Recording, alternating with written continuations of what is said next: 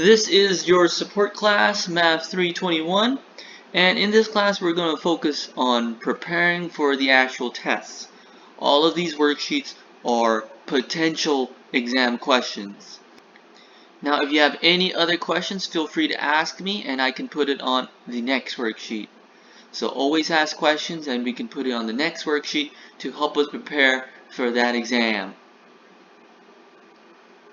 Let's try question number 1. What is the mode? Well, remember the mode is the most common occurring number. So let's look at question number 1 and find the most common occurring number. It appears that we have a couple of numbers that appear multiple times.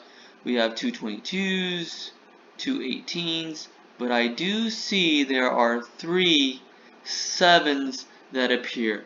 So in this case, the mode is equal to 7. Let's look at question number 2. Make sure you try these questions on your own before we go over the answer. Question number 2. What is the median? Well, remember the median is the middle number. I'm looking for the number in the middle. A lot of people make the mistake of not ordering it, so make sure you look for the median of an ordered set. Set them in order from smallest to biggest first, and then find the median. So I'm going to organize it 2, 4, 8, 13, and then 48. On exams, I always double check to make sure I counted them all, and there should be 5 entries, and we do have 5 entries. Now the median is the number right in the middle. It is just 8. So we'll write the median is equal to 8.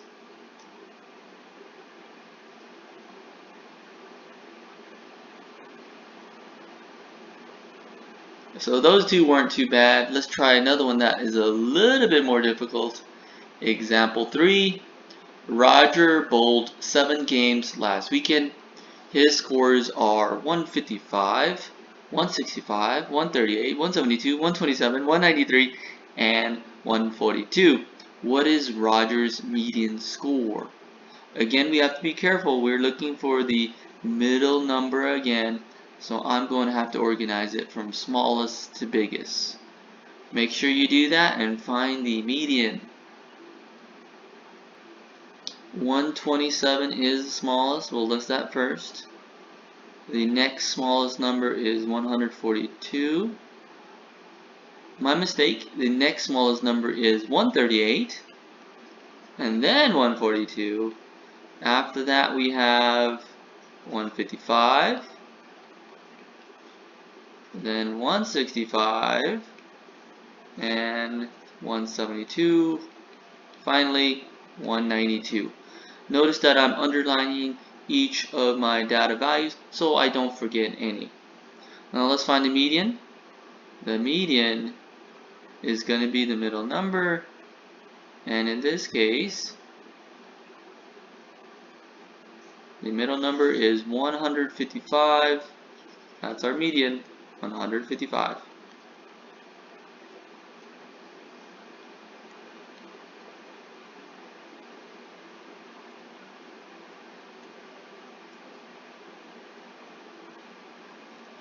Question number 4, what is the mean? Remember the mean, let's consider this a sample, is given by the formula, the summation of x divided by n, which essentially means we just got to add up all the values and divide by the number of terms. In this case, our mean is equal to 9 plus 5 plus 7, and we have only 3 terms, so we'll divide it by 3. And I get my mean is 21. The average of 957 is just 21. Example 5. Your test grades are 72, 83, 78, 85, and 90. You have one more test and want an average of an 82. What must What must you earn on your next test? Alright, let's try this problem out. We want an average of 82. The formula for the mean is x bar equals the summation of x divided by n.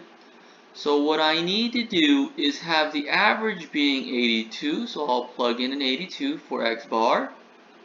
And to calculate the mean, I'll have to take 72, add 83, add 78, add 85, and 90. But remember, we have one more test, and we don't know what the score is. We don't know what it is, so let's call the test score that we don't know x. And I'm going to divide by n, but n, remember, is the number of tests. We have 1, 2, 3, 4, 5, 6 tests, because we have one more test left, so we're going to divide by 6. So let's simplify the numerator. We'll take the top and simplify it. And this simplifies to 82 equals 408 plus x divided by 6. Now I want to cancel out that 6 in the denominator, so let's multiply both sides by 6. And that cancels out that 6 and 6. 6 times 82 is equivalent to 492. And we have this is equal to 408 plus x. Well, let's subtract 408 to both sides using our algebra skills. And now we have our solution. And x is equal to 84. So this student needs to score an 84 on the next test to get an average of 82. And does that sound reasonable?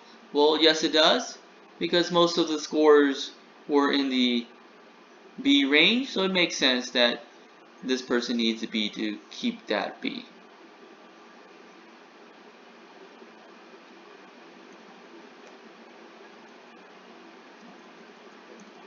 Example 6, we're looking at a box plot here, and we want to know the minimum value. Well, the minimum value is the value that's all the way to the left here, so that minimum looks like 58 to me.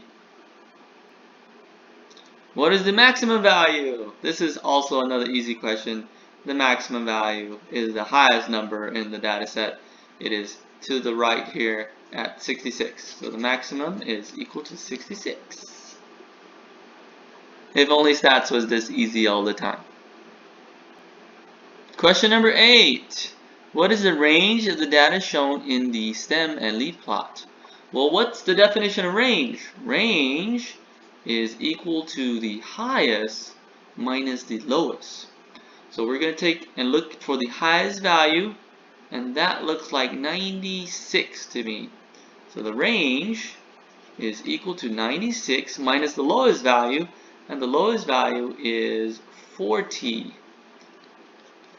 And our range is equal to 56 when we do the subtraction.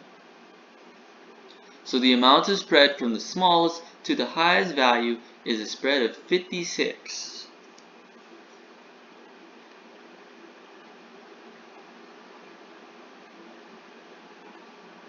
Example 9. How many games did the team play?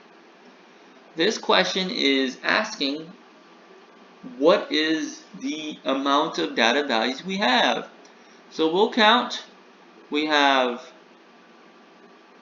1, 2, 3, 4, 5, 6, 7, 8, 9, 10, 11, 12, 13, 14, 15. There are 15 points recorded, therefore we have 15 games. So the first worksheet wasn't too bad. Make sure you send me these notes and you will get your points for today. And for future worksheets, we can always change it up depending on your questions. So please send me an email if you have any questions and I can put it on our worksheets.